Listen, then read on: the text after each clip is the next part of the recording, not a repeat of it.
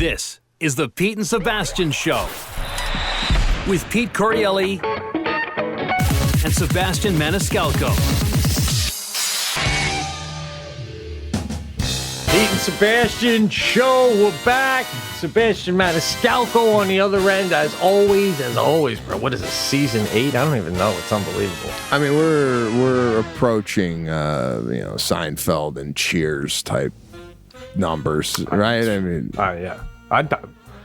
It's getting close to the point where they start to talk about it. When they talk about time capsules and stuff they want to send out to space, they're like, listen, you had the Pete and Sebastian Show. They got quite a catalog at this point. That's how I see it. it's not only a catalog in the means of the volume of which we have, but it's also what's in there. It's so relevant.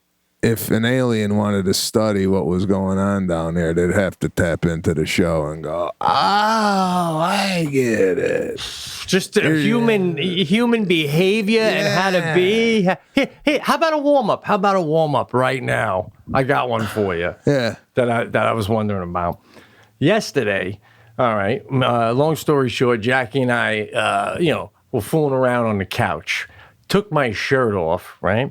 And at one point, my double chains were dangling and like going up and down over her neck and stuff, all right? And now I'm thinking to myself, that's got to be nice, right? It's almost like you're making love to Jesus and me at the same time, right? You know what I'm saying, right? But then at one point, it kind of came up and kind of hit a lip, and then she took my chain off because it could come right off. So I brought it down as a question to you. When you go to make love to a man or woman, and you're getting undressed, what jewelry is okay to keep on, and what should come off? Like, can you make love with a leather band watch, a swatch, or should that be coming off? You know, I de-jewel.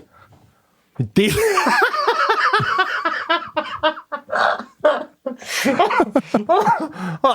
mean, everything but the wedding ring? Yeah, the wedding ring's on, the watch is off. I don't really have, there's really nothing else to take off. I don't really wear anything around the neck, but yeah, I mean, you de-jewel, bro. You can't have that shit flying in a mouth I know. Well, I usually I have my shirt on, usually in an impromptu moment, but I took it off, and then I was like, whoa, bam. And that thing will knock a tooth out, too. So. Oh, yeah, well, that crucifix you got hanging could break a jawbone, man. I know. I don't even want to look into it because honestly, I think it's meant as a keychain. That's how fucking heavy it is. I think the maker would be like, around your neck, guy? Doesn't your fucking neck hurt? It's for car keys for the nuns when they drive. Shit.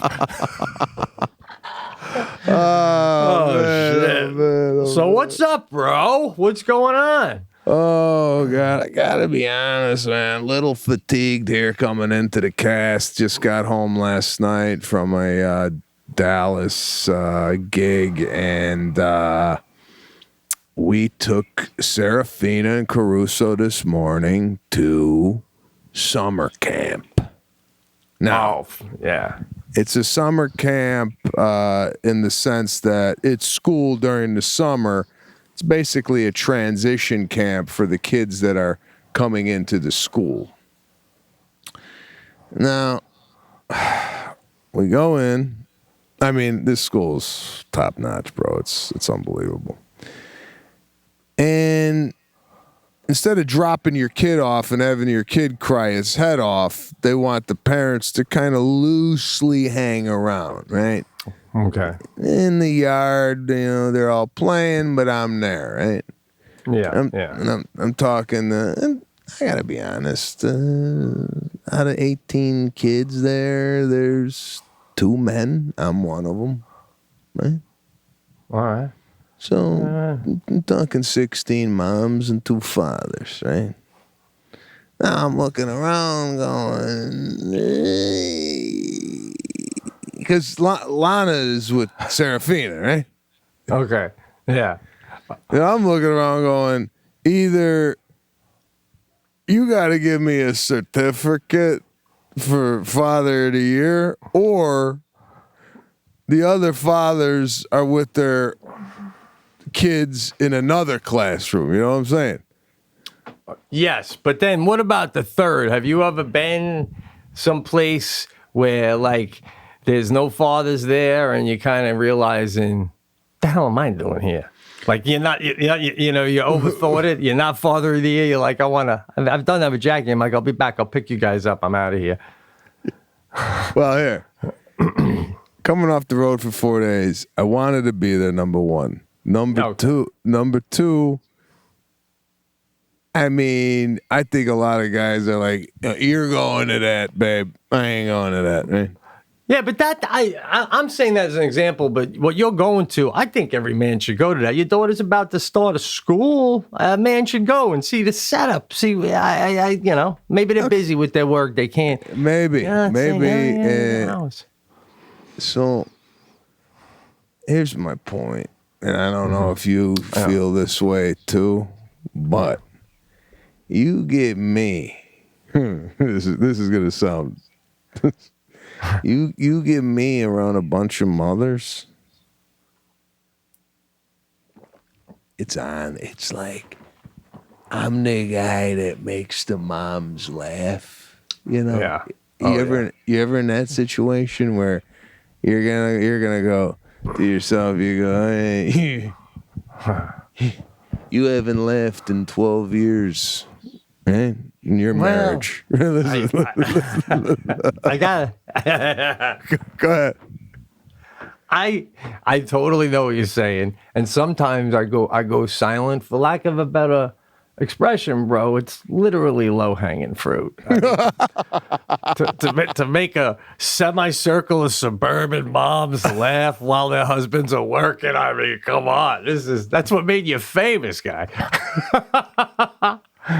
You know, I mean, it can get crazy. You do it too hard, though. They'll follow you home for mahjong. That's the beauty of it. I pepper it in. This is not like it comes in like a surprise. You know, it's not like I'm holding court. It's like I'm quiet, and then all of a sudden I pop in, I give them a line, and then I leave, and they're like, "What just happened?" Just to give them a taste to go. That's what Lana gets at home all the time. Just in case you were wondering, am I one of those only funny on stage guys? I'm not.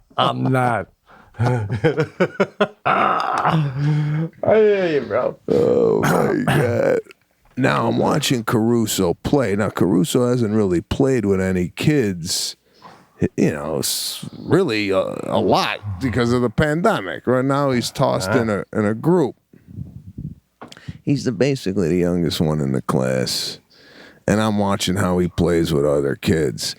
You ever look at your kid play, and this could be now, it could be earlier, and you talk to yourself, like you don't want to give him like advice, but in your head you're like, go take the truck back. Yeah. It's like you're watching a boxing match from your couch, right? Come on.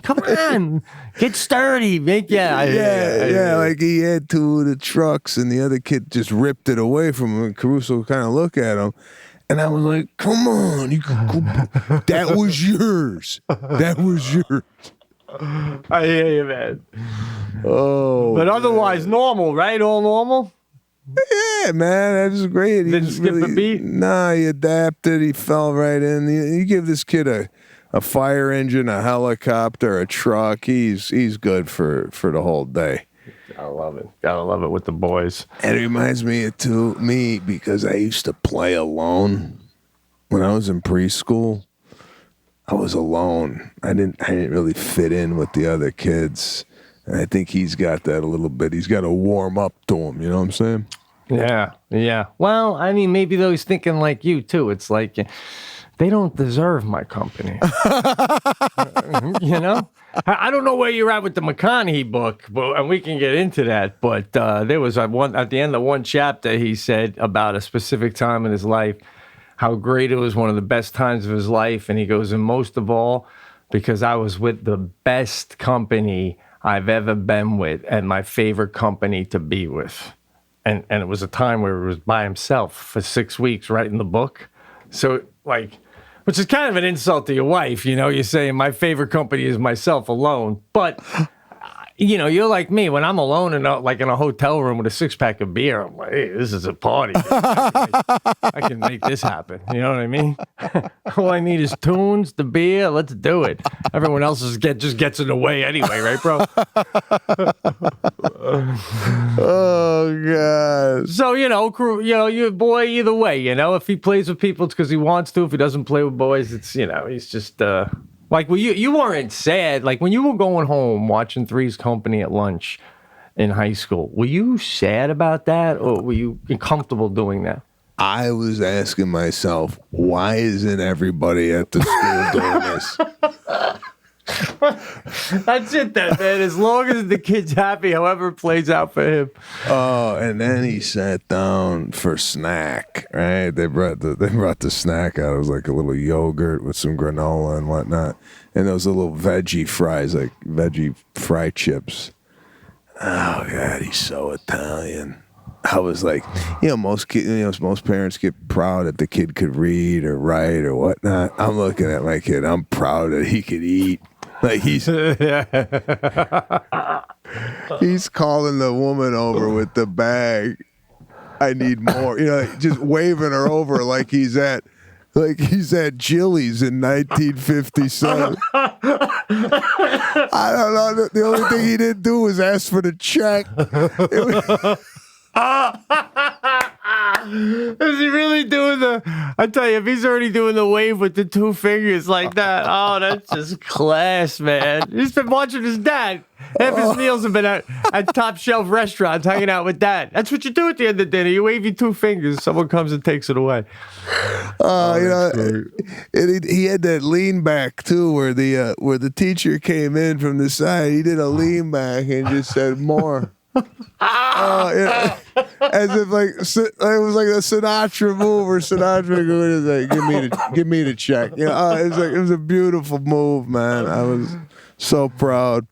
Beautiful. Oh, that's fantastic. And was he going to this thing too, or was he just going with you guys while you were dropping off Serafina to try it out? No, he's in it. He is in. Yeah, he goes 9 to 11:30. Serafina goes 9 to 2:30. So. Yeah, man, they were inundated today with school. But I want to jump back in the conversation, and I want to talk to you about an experience I had on the plane at one of the gigs. Now, as we mentioned before, I'm doing private air travel, right? I could see the cockpit,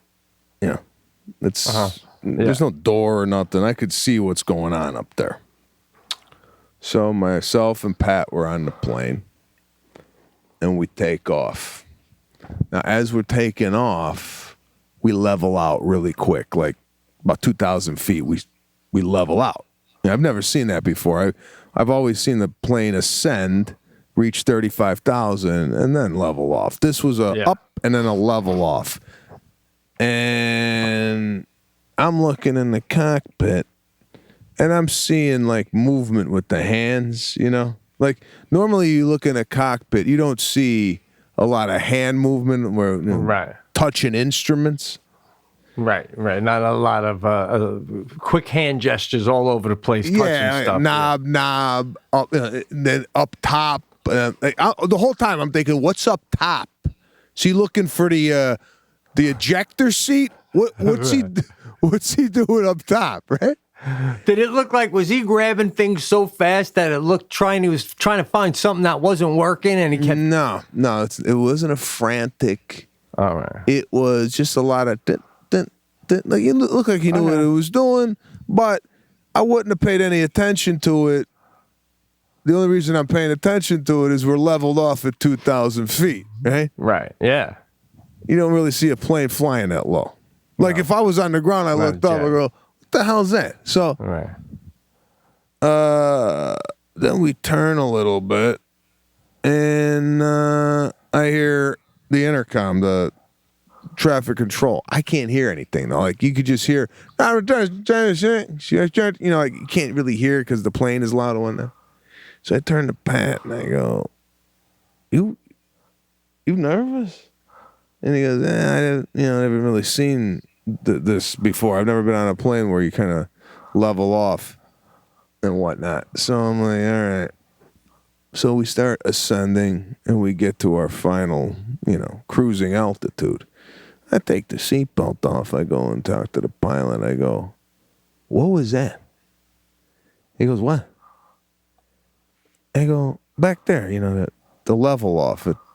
He goes, "Oh yeah, we got instructions from air traffic control not to ascend to our destination up above because some other planes were taking off at you know, the international airport and they needed that airspace, so we just leveled off." I go, "Yeah, but it was like a abrupt." He goes, "Oh yeah, what you're just feeling there is the, you know, the flaps coming up," and, you know, he explained in detail what was happening with the airplane. So here's my deal. I'm going to be flying with these guys for the next 6 months. I told them, I go, "We need to come up with something when something out of the ordinary happens where you just like turn a cheek and go, 'It's all right, don't worry about it,' you know." My question to you, if God forbid there was something wrong with the plane, what would you tell the pilot to tell you if something was going down? Like, what's the move on? How would you like to receive the message? I guess I got to equate it to the film Castaway. I don't know if you remember the beginning when Tom Hanks is in the back of the FedEx plane or whatever it is, making small talk. He knows them, they know him, lots of laughs, blah, blah, blah. And then all of a sudden, buckle in back there, buckle. That's when I want to know. I want to know less than a minute before I'm going to die. All right? Up until then, keep it to yourself. So buckle in. To me, that could mean it's turbulence, or that could mean we're headed down into a neighborhood. Well, did you hear the way I said buckle in? I'm not saying, hey, buckle in, we got turbulence. But by the way, I mean, you know, what's going on with you here? You want them to turn around like you're the mother-in-law in the back of a car on the highway and let you know everything that's going on? Yeah, they got it. They don't need a code. There's no need for a code that they're going to crash, because they're professionals. They don't even think like that. They're going home to their wives. God wants us to have a code to what to tell them. Okay. You're flying, right? You're flying, Yeah. and all of a sudden you hear a bang on the outside of the plane. Right. And you look out, and the engine don't look right. It looked like it's got like it's on fire. Yeah. You're telling me you don't want them to come back and say nothing to you about that? They got it? That's how long, honestly, how long does it take him to get up, one of them, to get up, come back and tell you what happened and go back up? 10 seconds? I'm not even saying they need to get up. Just like while they're in their seat, don't worry about it. We lost an engine. We got another one. It happens all the time. That's all I'm waiting. That's all I'm looking for. I'm looking for you to quell my nerves. I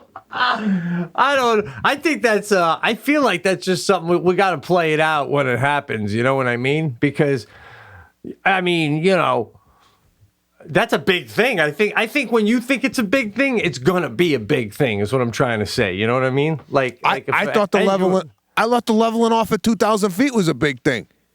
I'm thinking, here we go. Oh, what? Did they ran out of gas? You know, like did they take off? Hey, how many times have you gotten in your car, right? And pulled out of your driveway, went to the first light, and you look down, and you're like, man, I need some gas. Does that happen in a plane? Like, do they ever take off and go, oh, we don't got enough? I thought you got it. I thought you checked it. Well, listen, right there with you on that, though, because they obviously were going up, and then someone said, don't go up any higher. Hold level at 1,700. Yeah. Now, you know and I know, like, they obviously got to do that with the plane. There's no way air traffic says that and the plane automatically does that. They got to do that. You're telling me they never go like, I thought you said 2,700. We clearly said 17. That's what I'm saying. Like, there's human error up there. Where what if the guy in the tower doesn't see that there's another plane taking off, and now we're going, and that guy's going. You know what I'm saying? Like, this is what is going through my head as a passenger. All I'm saying is I need a little comfort that we're in a good situation back here. Yeah. Yeah, you tell them, you go, listen, pretend you're flying a Delta commercial flight, and anytime you make a jerk on that thing where you'd have to come on and tell the people, tell me, right? Yeah, like I want them to go, or I want them to turn around and go, call your wife. You know, like. Well, maybe if you had an intercom where you could go to them. You press a button and go, why did we just level off at 2,000? What's going on? You know? So, like, you have a direct line to them. That might be something they could do. Yeah, well, I'd be in there. I'd be calling them constantly, going, what was that? What was that? What was that? Right? I just come on and go, do you see that lightning bolt 200 yards to the left? Maybe they go, oh, fuck, you saw lightning? We didn't. And you go, bro, the intercom is paying for itself. Look at this. I'm so glad I put this in. I just saved my life. You know? So here's my deal. And I don't know if you noticed, but in New Orleans we were taking off. Yeah, a full-blown thunderstorm, right? Lightning and what have you. Whoa. Now, earlier in the day, I was golfing. There was a siren that went off that there was lightning. And when there's lightning on the golf course, you got to come in because you got a golf club. Now, here's my question. Does lightning find the golf club? Like, how does lightning work? Is it up there and is it looking down going, oh, yeah, I'm going to get that club? How does it work? I don't know. It's something with George Washington with the kite and the key. When lightning's coming down, it seems like as it gets close to Earth, it starts looking for Mel. I mean, okay. Well, you're telling me a plane's taking off and it's lightning. The lightning ain't looking at the plane? Oh, they get hit by lightning all the time, planes do. They do? They do, man. I was told that by a pilot, yes. Yeah. And what, they just shake it off? Well, I mean, you don't want it to happen, but yeah, I mean, you know, it does. Yeah, I wish we could Google that shit, but yeah, absolutely. But it's not an ideal situation to go up in that. But have you had that kind of conversation with your pilots where you were like, you know, I forget there's a term for it when you're trying to appease, when you have a famous client and you're flying, for lack of a better example, you know, when the guy wanted to get Kobe home instead of, you know. Yeah. So did you tell them, like, listen, guys, if there's a light breeze, we do a Holiday Inn, no fucking problem. After this happened, I actually thought about that, having a sit down and going, hey, listen, no gig is worth, you know, flying through a tornado. All right. So, like, don't think you got to get me anywhere. If you go, listen, it's hairy, but we can make it, I go Radisson. Yeah, man.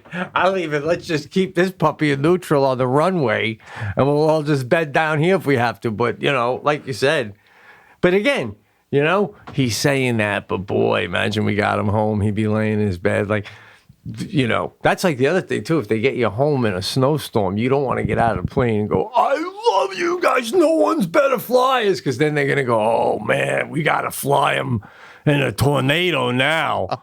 How are we going to top that? You know? Shit.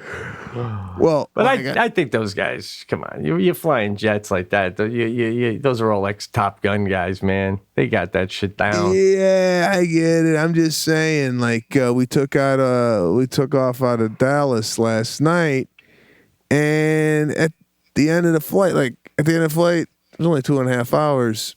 He's like, hey, did you get any sleep back here with all that, you know, that lightning and thunderstorm? I go, where was that at? He goes, out of Dallas. You didn't see it? I go, no, I saw it when we got to L.A. We were bouncing around back here. He goes, no, there was some heavy weather out of Dallas. Maybe you just didn't feel it. And I was like, and I'm like, why are you waiting till the end of the trip? Like, shouldn't you come out midway through the turbulence and go, you all right back here? Like, check on me to see if I passed away? No, I disagree. I like this guy's style. He sounds cool. I don't even know him. He would fly right through a tornado. He's like, we had to make a left. We almost hit Dorothy's house, but apparently you didn't notice. That's his way of saying, I got you through a lightning storm and you didn't even notice. That's how great I am. Oh man! Wow. So you're gonna, I wonder if those guys by the end are gonna be like, this guy. He's, they might not even want to fly me anymore. No, it's like Mr. T. You're gonna have to put shit in your milk before you get on the plane. Mr. T put stuff in his mouth. Remember the A-Team? Oh, I never watched that shit. Mr. T in the A-Team, he was afraid to fly, as tough as he was. So they had to drug him anytime they had to fly, and then they'd wake up wherever they were, and he'd be mad because they drugged him. But they did it all the time, constantly. By the way, I meant to tell you, speaking of camp, Sadie, we just put her in this one by us on a lake. It's like, it's right out of a movie, with the cabins and stuff. But we did it for the day, for 1 week, for every day, like 8 in the morning till 5 at night. You have breakfast there, you have lunch there, just to get her acclimated. Then now she has a week off. Then next week she goes back. We drop her off Sunday for a whole week. We have no access to her. Overnight camp. She's going with one other girlfriend, and she's in a cabin with all the other girls, and it's on the lake. It's like the movie Meatballs with Bill Murray, man. So, what's with the no communication? I don't get that. What do I do? Yeah. And this place is it's a beautiful lake, It's not great to swim in, but it's gorgeous. The camp is been around. It's one of the oldest camps ever. And it's like I said, right out of the movies with all the summer fun stuff. And we only live 45 minutes away. So Jackie and I were dying to go take a walk around it, or we go, can we come visit her halfway through?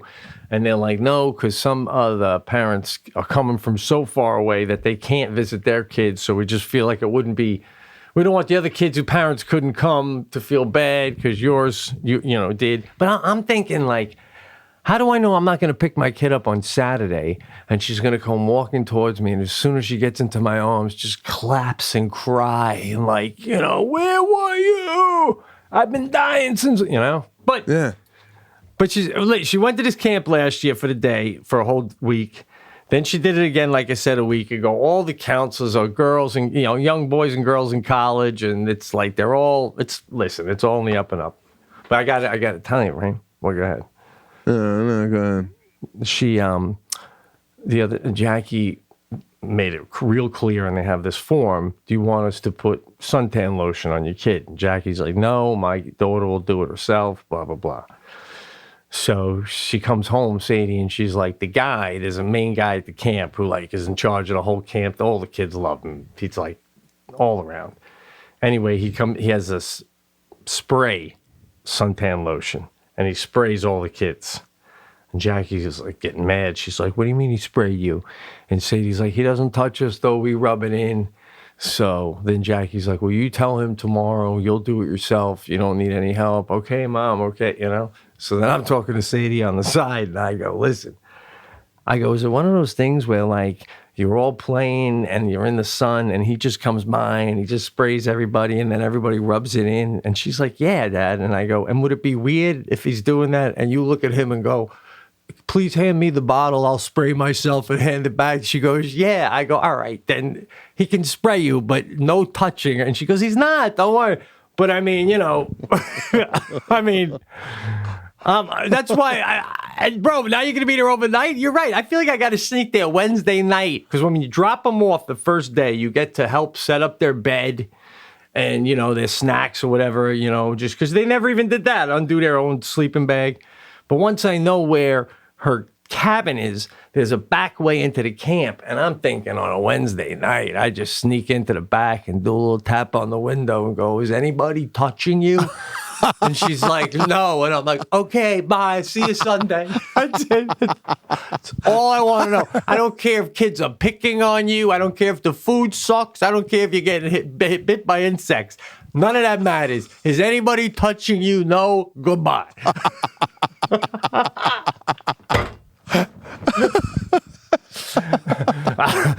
That's it, right? Well, does she know? Have you had that conversation with her? Go, listen, only you touch your privates, or mommy and daddy to look. Is has that been said? Oh God, yeah, man. So she knows the game, right? She knows what's up. Before she could barely even speak, I go, nobody touches you. Of course not, Then you go, nobody touches you or sees you without your clothes on, but mom and dad. And she goes, okay, I get it. But then she starts naming other people. Well, what about grandma and grandpa? And you're like, okay. Well, what about, and you're like, all right, anybody with all last name can see you naked until you're fine.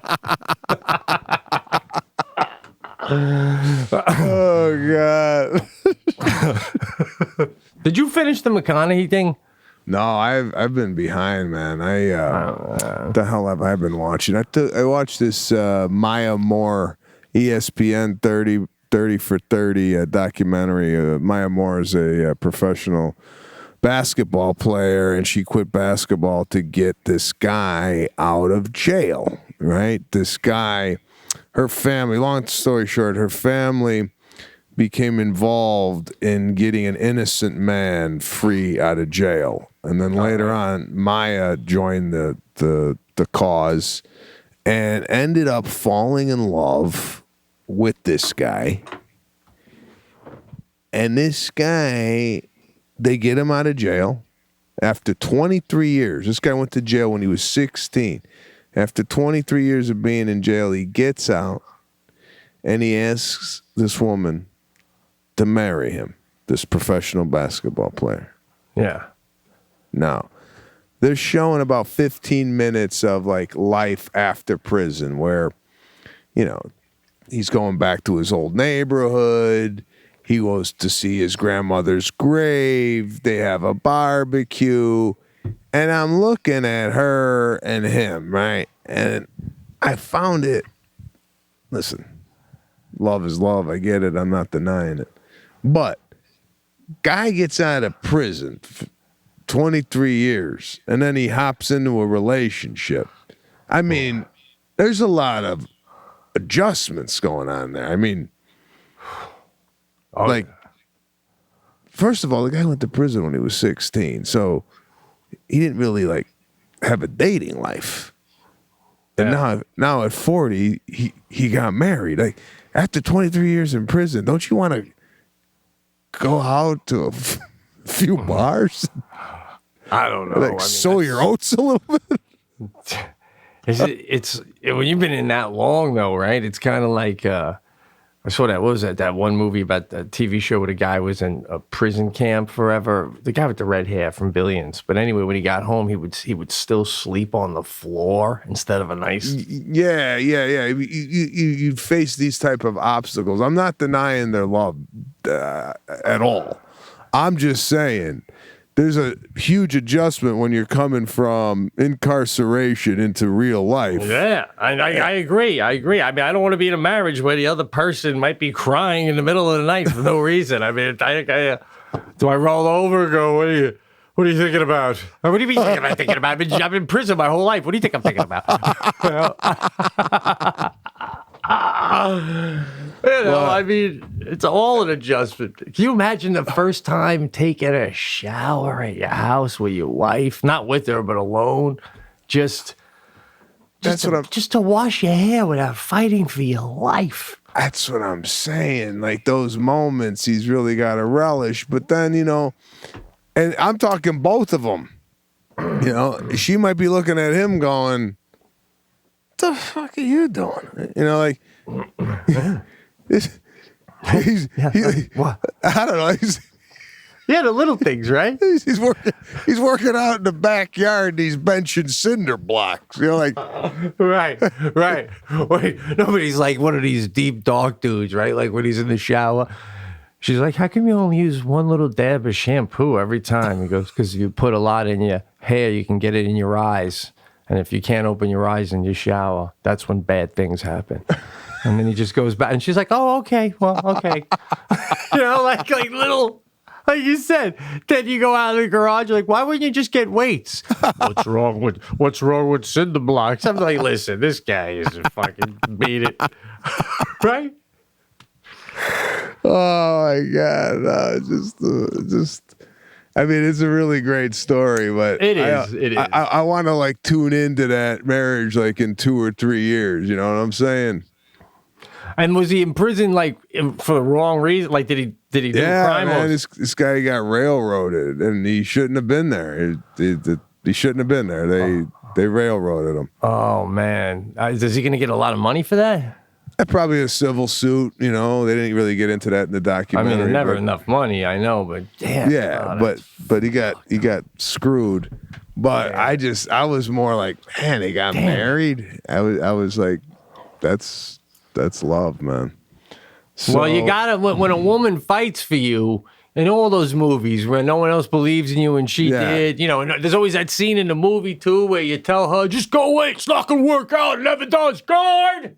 Right, and then they leave, but then she comes back to that. You got to marry her. It's part of the deal, right? Yeah, no, and absolutely. But Get out and go. I owe you a dinner, baby. Well, as a comedian, I'm looking at this in a humorous way, right? So I'm looking at this going, this guy can never win a fight with the wife, right? Like, No. like if he goes, where'd you go last night? Where'd I go? I got you out of prison. Don't worry about where I went. Like How long are you gonna hold that over my head? I'd be like, till you die or go back. I mean, you kidding me? That's like forever. That's forever. That's like someone giving you a kidney. The same thing, right? Well, that's it. Well, George Lopez left his wife after she gave him a kidney, and they got divorced. Oh, really? Yeah. So, Maybe it was the other way around. Maybe she's like, if I give you a kidney, will you get the fuck out of here?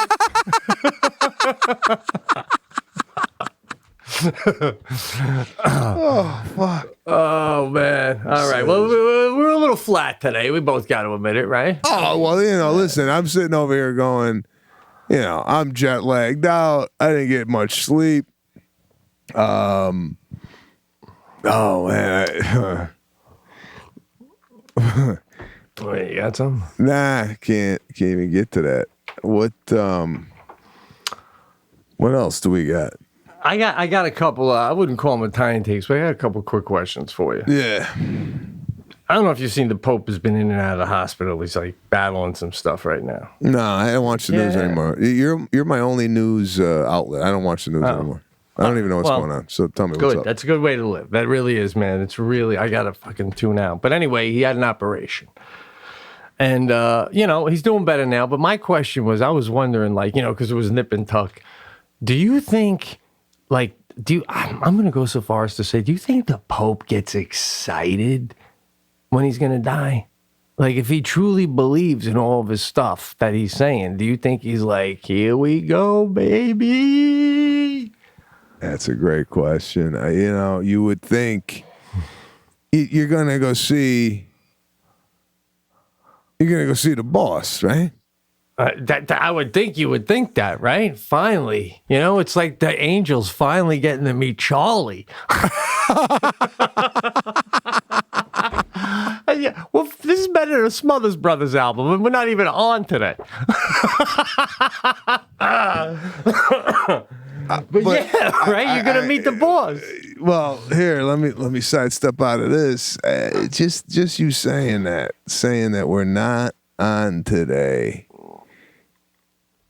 I don't think you're getting that type of honesty on another cast. Oh, no, you're not. They act like it was great, and I'm just saying, to feel it, to know it, and then say it. The transparency of the cast is just unbelievable. I wanna touch on something. I'm sorry, I don't want to jump off that topic, but No, that's fine. But I don't know. I don't know if he does get excited. If death is looking you dead in the eye and you're the Pope, are you still going, no, I want to live? Or is there a part of you going, I got to find out if what I was doing down here means anything?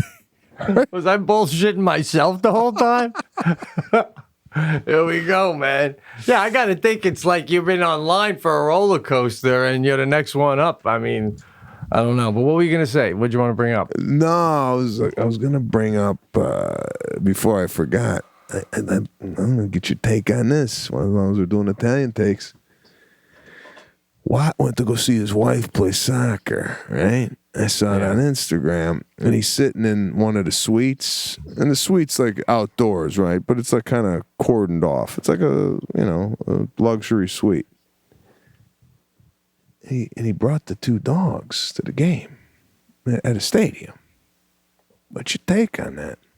You had a dog when we were growing up indoors. You were blind. That simple, right? That's it. That's the only reason a dog was ever indoors in public. Yeah, you're right. know? You're right. We just hit a new level there with the dog, but I got to talk to him about what the reasoning behind that was. What else? What else you got on the Italian take? Okay, by the way, I've been, speaking of shows we've been watching, I've been catching, because of the McConaughey thing, True Detective with him and Woody Harrelson. I had never seen that on HBO. That's unbelievable. Yeah, he's pretty damn cool in this thing, right? Now, there was just a scene where Matthew McConaughey borrowed Woody Harrelson's lawnmower, and when he returned it, Woody Harrelson wasn't home. He noticed his lawn needed to be mowed, so he mowed it. And Woody Harrelson got pissed. 2 weeks ago, I come back behind my shed. There's a big area of lawn I have. Not big, but significant. And it was mowed. And my neighbor comes out, woman, very nice, as I was looking at it. She goes, I was doing mine. I figured, why not just keep going with the mower? So I did yours too. And I'm like, oh, thanks. But bro, same thing as Woody Harrelson. I'm like, I don't think you mow another person's lawn, even as a favor. What you take? I'm with you here, bro. Some people might be going lower on the cut. They might want to keep it higher. I just don't think you just aggressively go and cut someone's lawn out of being a good Samaritan when that person might have a method to the madness. I know when I used to cut my father's lawn, he would like it one way 1 week, like cutting it north and south. Then the next week I had to cut it on a diagonal because he liked to switch the way the grass was growing, bro. It's like a whole method to his madness. I love it, but after years of having grass, your dad knows how he likes it. Yeah. How about this? Big snowstorm, you come home, your whole driveway shoveled. You into that? Somebody else do your driveway? That's as you would say, that's a nice touch. I have no problem with that. My buddy's got a plow. Once in a while, he'll be swinging by this way, just drives down, puts the plow down, scrapes me right out, and then texts me going, I was coming by, just plowed you out. Wow, that's beautiful. I got no problem with that. That's nice. That's nice, but we had this done to us growing up in Chicago once. Guy came over with a snowblower, was nice enough to do our driveway, but then our sidewalks. But the way he did the sidewalks were already remember sometimes growing up, we lived on a path to a school, so a lot of kids were walking on the sidewalk without it shoveled, so they were patting the snow down. So it would get packed, right? Yeah. Well, this guy took a snowblower and went right over and just made a path, but there was still snow over the sidewalk, Yeah, it was a toboggan run. Is that what he made? If you're not going to scrape down to the cement, you're not doing me any favors. You're making it harder for us. You got to get. If you're going to do it, I need to see my cement absolutely the whole way through.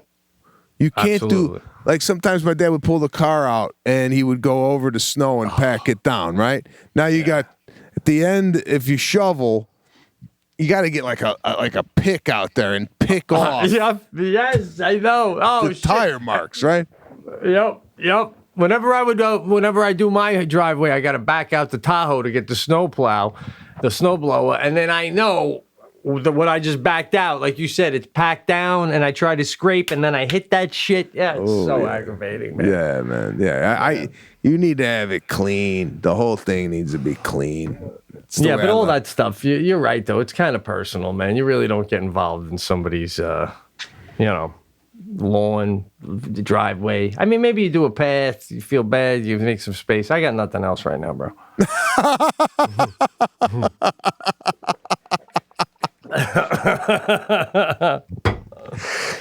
To be honest with you, I don't either.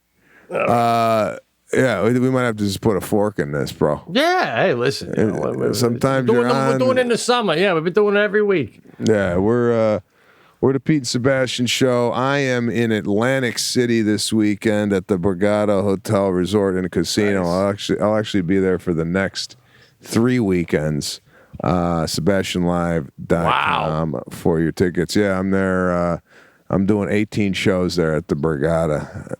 Borgata's awesome, man. Yeah, looking forward to that, and we'll continue the Pete and Sebastian show coming right into your ears and your living rooms right here from Fredonia in Los Angeles. We'll see you next week.